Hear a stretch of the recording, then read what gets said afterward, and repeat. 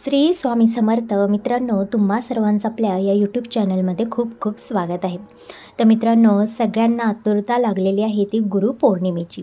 गुरुपौर्णिमा हा आपल्यासाठी खूप महत्त्वाचा दिवस आहे. तसं तर सगळेच गुरुवारचे दिवस आणि स्वामी समर्थांचे जे काही वार येत असतात ते आपल्यासाठी खूप आपण त्याची मनापासून आतुरतेने वाट बघत असतो. पण गुरुपौर्णिमेचा दिवस अत्यंत खास दिवस आहे. या दिवशी पौर्णिमा असते, त्यामुळे आपल्याला असे काहीतरी खास उपाय करायला मिळत असतात आणि जे उपाय करून आपण आपल्या जीवनामधील धन, प्राप्ती, सुख, समृद्धी आपण मिळवत असतो. तर मित्रांनो, असे छोटे छोटे उपाय आपण करून आपलं नशीब आपल्याला बदलायचं असतं. कारण आपण खूप उपवास करतो, पूजापाठ करतो, पण तरीही आपल्याला जर योग्यरित्या आपल्याला फळ मिळत नसेल किंवा आपल्या जीवनामध्ये तरीही दुःख, संकटे आपला पाठलाग सोडत नसतील, तर असे पौर्णिमेला आपल्याला काहीतरी उपाय अवश्य करायला पाहिजेत. मित्रांनो, आपण दर पौर्णिमेला असे जर उपाय करत राहिलो तर आपल्या जीवनामध्ये कधी आपल्याला दुःख, दरिद्र बघायला सुद्धा मिळणार नाही. तर मित्रांनो, पौर्णिमा ही अत्यंत आपण मानत असतो पौर्णिमा आहे, पण ती अत्यंत शुभ असते. पौर्णिमे दिवशी आपण जर माता लक्ष्मीची पूजा केली तर आपल्याला 10 पटीनं जास्त आपल्याला फायदे होत असतात. आपण जर पूजा नित्याची करत असेल आणि पौर्णिमेला जर आपण हे उपाय केले नाही तर कुठेतरी आपल्या पूजेमध्ये खंड राहिल्यासारखा होत असतो. कारण पौर्णिमा ही अत्यंत विशेष अशी मानली गेलेली आहे. तर याच पौर्णिमे दिवशी तुम्हाला तुमच्या घरामध्ये एक विशेष असा उपाय तुम्हाला करायचा आहे. कारण ही स्वामी समर्थ महाराजांना समर्पित आहे. कारण आपले गुरु आहेत ते म्हणजे श्री स्वामी समर्थ महाराज.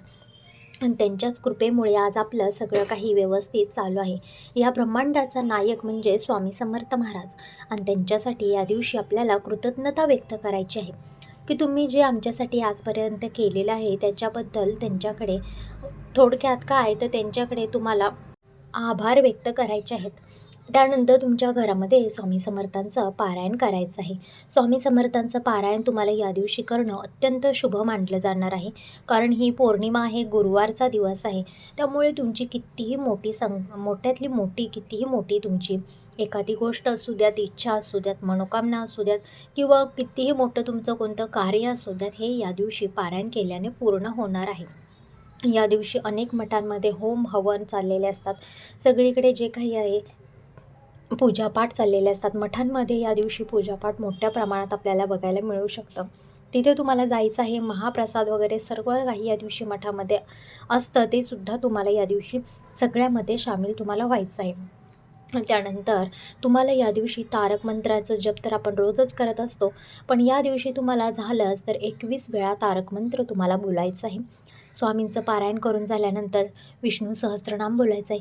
एकदम व्यवस्थित आणि सगळ्या पद्धतीची पूजा या दिवशी तुम्हाला करायची आहे. या दिवशी स्वामींच्या आवडीचा नैवेद्य तुम्हाला या दिवशी करायचा आहे. स्वामींसाठी तुम्हाला लाडू करू शकता, घेवड्याची शेंग या दिवशी करू शकता. नैवेद्य गोडामध्ये जे काही जिलेबी आवडते, पेढे आवडतात स्वामींना, ते तुम्हाला मठामध्ये या दिवशी तुम्हाला द्यायचे आहेत. त्यामुळे सुद्धा स्वामी तुमच्यावरती प्रसन्न राहतील आणि त्यांची कृपा तुमच्यावरती होणार आहे. राहिला असा विषय की तुम्हाला रात्रीच्या वेळेत तुमच्या घरामध्ये एक उपाय तुम्हाला करायचा आहे. कारण आपलं सगळं काही व्यवस्थित चालू असतं, पण कुठे ना कुठे लोकांची आपल्याला नजर लागत असते आणि या नजरेपासून वाचण्यासाठी असा एक खास उपाय तुम्हाला या दिवशी करायचा आहे. पौर्णिमे दिवशी हा जर उपाय केला तर तुमचे सगळे कार्य जे आहे ते व्यवस्थित पार पडणार आहेत. घरामध्ये जर पाण्यासारखा पैसा वाहत असेल तर तो थांबणार आहे. त्यामुळे हा उपाय तुम्हाला 3 सांजेच्या वेळेला तुमच्या घरामध्ये करायचा आहे. हा उपाय करणं म्हणजे साक्षात माता राणीला घरात बोलवण्यासारखं आहे. तुमच्या घराला जर तुमच्या आजूबाजूंची, तुमच्या नातेवाईकांमधील जर कोणाची नजर लागत असेल, त्यामुळे तुमचा पैसा कदाचित पाण्यासारखा खर्च होत असेल किंवा इथून पुढे तुम्हाला कधी नजर लागू नये यासाठी हा उपाय तुम्हाला करायचा आहे. तर उपाय मित्रांनो नीट लक्ष देऊन ऐका. उपाय अत्यंत महत्त्वाचा आणि एकदम साधा सोपा उपाय आहे. कोणीही हा उपाय करू शकतो. अगदी घरातली पुरुष मंडळीसुद्धा हा उपाय करू शकतात. कारण हा उपाय घरातली नकारात्मकता घालवण्यासाठी आहे. कारण आपण सकाळपासून जी स्वामींची पूजापाठ केलेली आहे घरामध्ये, त्याचं फळ पूर्ण आपल्याला मिळावं किंवा आपल्या घराची जी नजर आहे ती जावी, यासाठी हा उपाय आपण करत आहोत. त्यामुळे उपाय हा काही तुम्हाला खर्च वगैरे काही करायची गरज नाही. अगदी साधा उपाय आहे. कालच झालेल्या शिवपुराण या कथामध्ये आपल्या पंडित मिश्रा यांनी गुरुजींनी आपल्याला हे सांगितलेला हा उपाय आहे आणि तोच उपाय मी तुमच्यापर्यंत आज घेऊन आलेले आहे. तर तुम्हाला तिन्ही सांजेच्या वेळेला देवाला दिवा वगैरे बत्ती केल्यानंतर तुम्हाला रात्री तुमच्या घरामध्ये तुम्ही फक्त घरातलेच असाल तेव्हा, जर तुमच्या बाहेरचं कोणी आलं असेल तर त्यांच्या समोर तुम्हाला हा उपाय करायचा नाही. जर तुम्ही सगळी मंडळी असाल तेव्हाच तुम्हाला हा उपाय करायचा आहे. तसं तर पौर्णिमे दिवशी खूप काही उपाय लोकं करत असतात, पण त्यातल्या त्यात हा काळी मिरीचा जो उपाय आहे तो अत्यंत प्रभावी मानला जातो.